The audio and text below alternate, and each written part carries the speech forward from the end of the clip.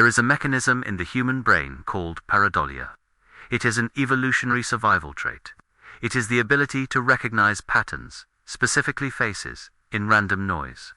When you are walking in the woods and you see a face in the bark of a tree, or a figure in the shape of a bush, that is pareidolia.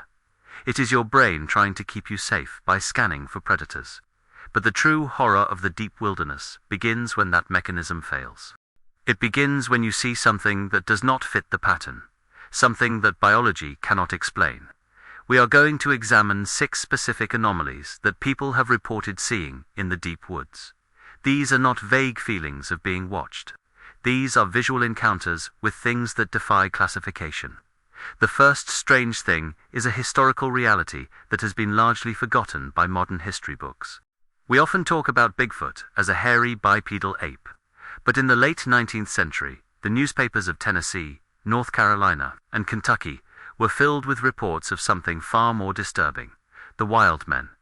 These were not apes, they were distinctly human, yet they had lost all connection to humanity. In 1877, a newspaper in North Carolina reported a series of sightings near the Linville Gorge. Witnesses described a man-beast who stood nearly 7 feet tall. He was covered in hair, but he wore tattered rags of clothing, suggesting that he had once been civilized. The wild man did not roar, he screamed. He was reported to run with the speed of a deer, leaping over fences and ravines with an agility that no normal human possesses. In McNairy County, Tennessee, there were reports of a wild man who would emerge from the swamps to attack travelers with clubs and stones. He was described as having red eyes and long matted hair that hung to his waist. What makes these sightings so terrifying is the implication. During the westward expansion and the economic depressions of the 19th century, many people retreated into the mountains and never came back. Did they devolve? Did isolation and inbreeding create a subspecies of feral humans that survived in the blind spots of the map? When hikers today report seeing a naked man sprinting on all fours through the underbrush of the Appalachian Trail, are they seeing a prankster, or are they seeing the descendants of the wild men, a lineage that has rejected civilization for the freedom of the predator? The second phenomenon moves us from the physical to the nearly invisible. It is a modern mystery that is becoming one of the most reported anomalies in the deep woods. It is known as the Glimmer Man. Witnesses do not describe a monster with fur or fangs. They describe a void.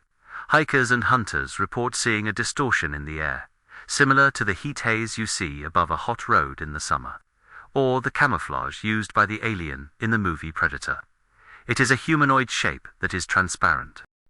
You can see the trees behind it, but the trees are warped, as if looking through a lens or a sheet of clear plastic.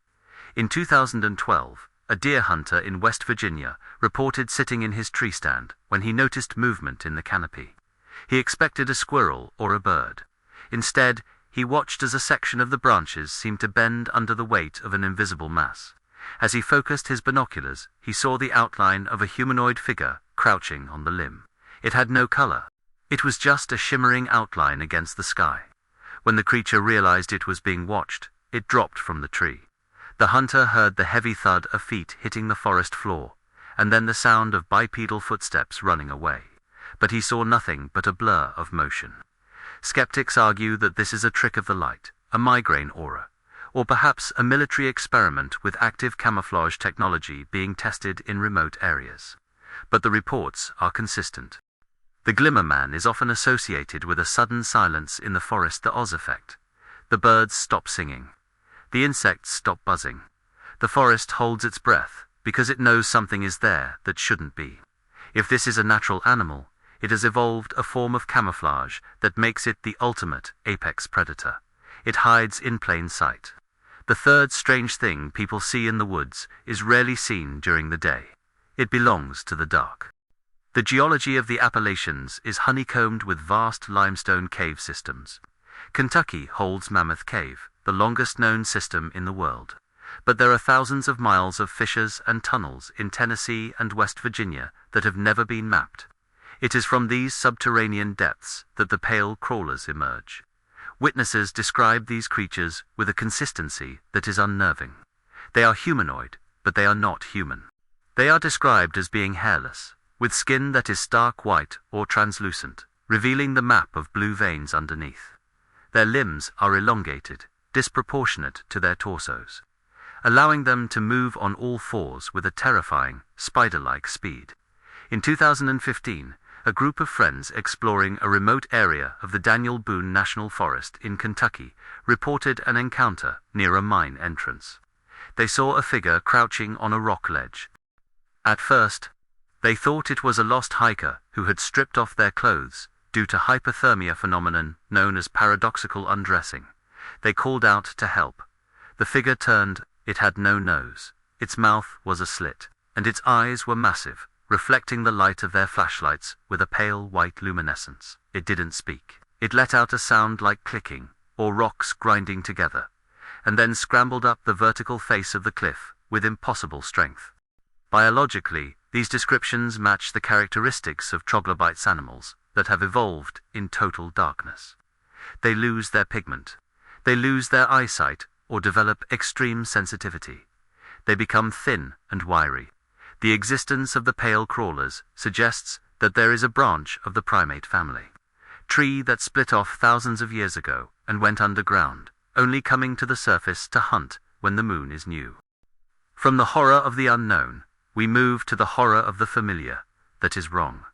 The fourth strange thing is a modern phenomenon spreading through the folklore of Virginia and North Carolina. It is called the knot deer.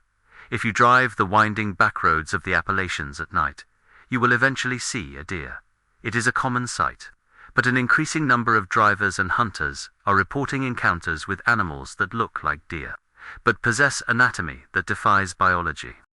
The knot deer occupies the psychological space known as the uncanny valley. It looks 90% correct, but the 10% that is wrong triggers a primal revulsion in the human brain. Witnesses report deer with necks that are too long or too thick, moving with a fluid, rolling motion rather than the stiff gait of a hoofed animal. They report joints that bend backward, like the legs of a dog or a human, rather than the forward-facing knees of a deer. But the most chilling detail is the eyes. A deer is a prey animal. Its eyes are located on the sides of its head to provide a wide field of view to detect danger. The knot deer is reported to have forward-facing eyes, binocular vision. This is the mark of a predator. It indicates an animal that focuses on a target to hunt. There is a report from a delivery driver in the Blue Ridge Mountains who stopped for a deer standing in the middle of the road. He honked his horn, expecting it to flee. Instead, the creature stood up on its hind legs. It didn't balance precariously. It stood with stability and purpose. It looked directly at him with predator eyes and let out a sound that was not a bleat, but a low, guttural growl. Folklore offers a terrifying explanation: the skinwalker. The idea is that something evil, a spirit or a witch, is wearing the skin of a deer to blend in, but it doesn't quite know how to wear it correctly. It gets the joints wrong. It gets the eyes wrong. It is a mimic that is still learning, and it is practicing on us. The fifth strange thing moves us away from biology entirely and into the realm of physics and dimension. It is a phenomenon that is notoriously difficult to describe because the human brain struggles to process it. They are known as the black stick men, unlike the shadow people, which appear as three-dimensional masses of darkness. The stick men are described as being two. Witnesses report seeing figures that look like a child's drawing come to life: thin, linear limbs, a circular head, and a torso that is merely a line. They are impossibly tall and seemingly devoid of depth. In the dense forests of the Great Smoky Mountains, there are reports of these entities stepping out from behind trees that are too thin to conceal a human. The horror lies in their movement. They do not walk with the fluid motion of a biological creature. They move with a disjointed mechanical gait, often described as glitching or stuttering through the air. A witness near Gatlinburg, Tennessee, reported seeing a stick man standing in the middle of a trail. When the entity turned sideways, it didn't show a profile. It simply vanished. It possessed no width. It existed only on a single plane. When it turned back to face him, it reappeared instantly. This suggests that the woods are not just hiding animals, but potentially overlapping with other dimensions where the laws of physics do not apply. These entities do not seem aggressive. They seem like observers, watching us with the cold indifference of a camera lens. And finally, the sixth and perhaps most unsettling thing people see in the woods is not a creature at all. It is a structure. It is the phenomenon of the stairs to nowhere.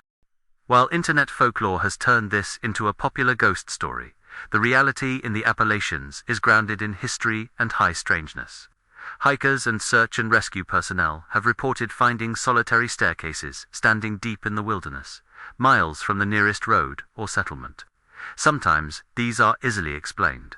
They are the remnants of old homesteads, the wood of the house having rotted away decades ago, leaving only the stone foundation and the stairs. But there are other staircases that defy this explanation. Witnesses describe finding stairs that are pristine. Clean white carpet, polished wood banisters, concrete steps with no moss or leaves on them, as if they are swept every morning. They stand alone in the brush, leading up into the empty air. The strangeness comes from the feeling associated with them. The Oz effect kicks in. The forest goes silent. There is an overwhelming, almost magnetic urge to climb them. But the local folklore, passed down from the early settlers, carries a strict warning: never climb them. The belief is that these structures are not ruins, but traps. They are placed there by the defy, or the spirits of the mountain, to lure humans out of our reality. There are stories of hunting dogs running up these stairs and vanishing into thin air before they hit the ground. There are stories of hikers who climbed to the top step and came down changed, unable to speak, or missing days of memory. Whether they are architectural glitches, remnants of a forgotten time, or portals to somewhere else. These staircases represent the ultimate violation of the wilderness. They are a sign of domesticity in a place that is wild. They are a door that should not be opened. The Appalachian Mountains are a place of breathtaking beauty, but they are also a place of deep, ancient shadows. We have explored the feral humanity of the wild men, the camouflage of the Glimmer Man, the subterranean horror of the pale crawlers, the biological wrongness of the knot deer, the dimensional glitch of the stick men, and the trap of the stairs. These 6 phenomena remind us of a humbling truth. We build our trails, we carry our maps, and we act as if we are the masters of the forest. But we are not, we are guests. And when you are in the deep woods, and the hair on the back of your neck stands up, it is because the true owners of the mountain are watching you.